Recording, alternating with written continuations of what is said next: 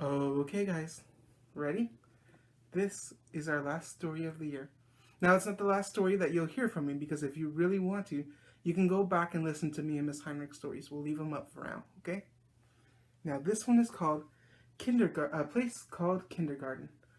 The words are by Jessica Harper, so she's the author, and pictures are by Brian Karras. He's the illustrator. Ready? A place called Kindergarten.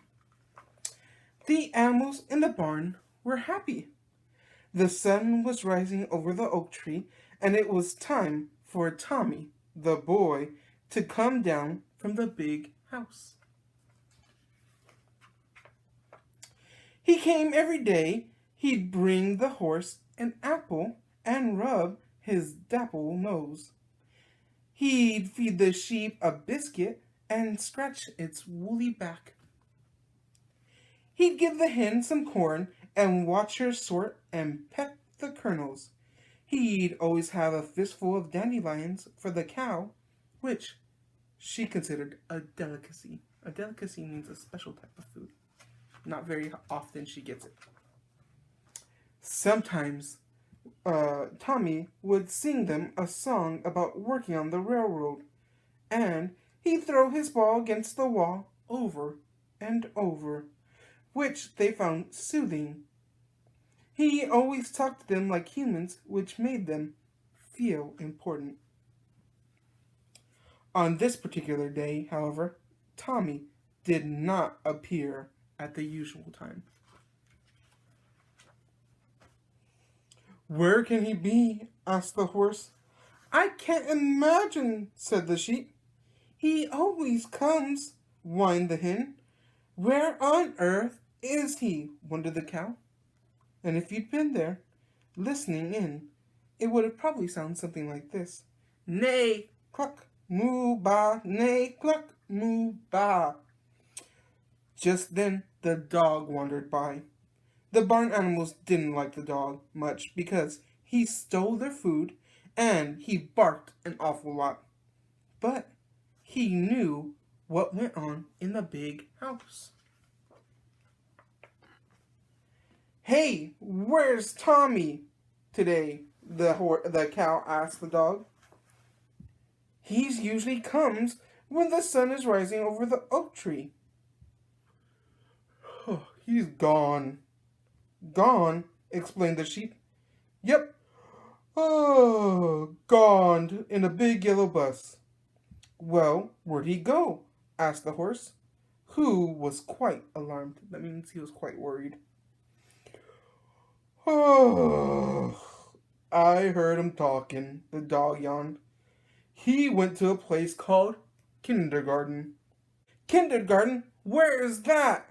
The barn animals almost all at once said.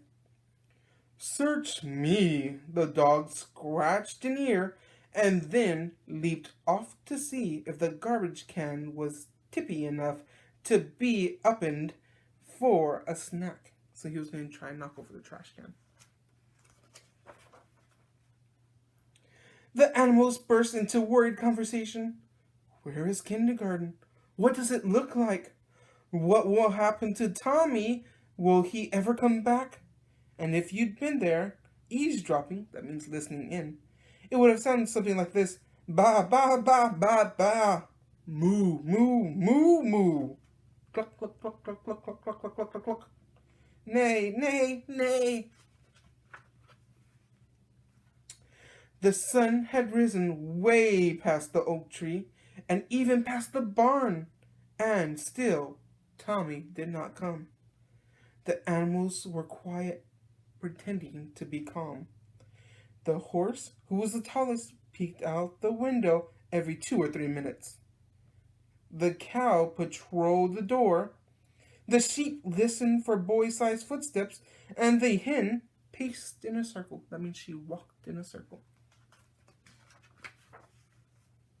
Finally, when the sun was dropping toward the distant cornfield, they heard him. "Hello, I'm home."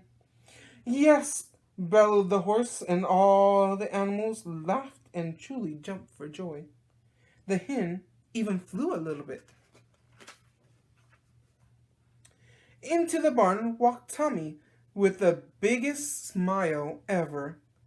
His once yellow t-shirt looked like someone had thrown a rainbow at it. Splat!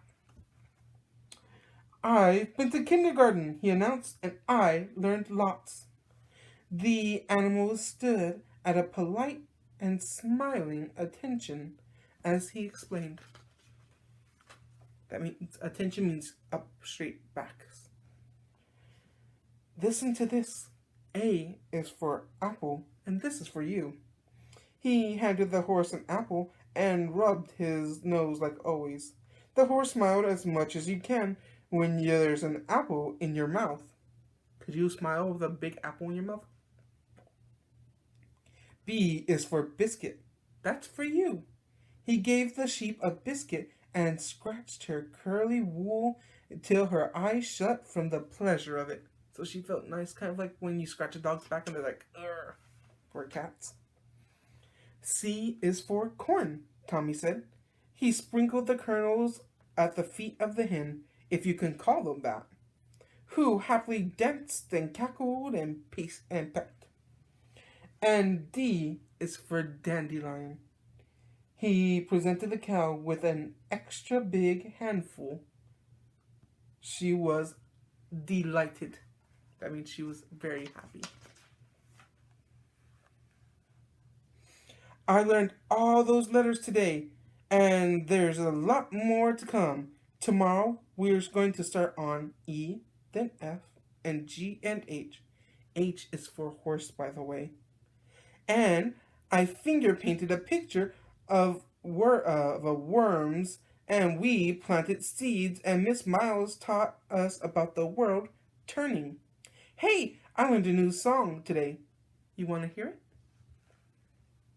And without waiting for a response from the animal audience, who were all happily chewing on things, Tommy began.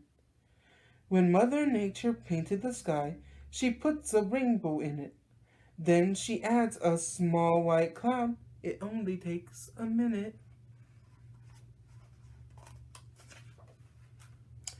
Tommy sang his new song many times.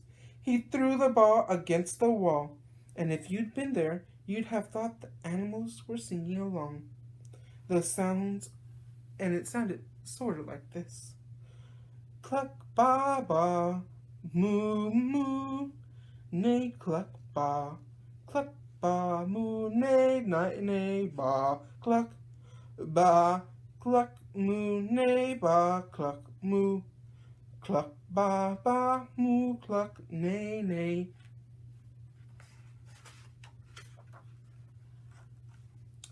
When it was getting dark, Tommy was called to the big house for supper. He yelled an extra loud "good night" to the animals, threw the ball in the air as high as it would go before he caught it, and charged towards the house. For a long while, his song drifted down the hill to the barn.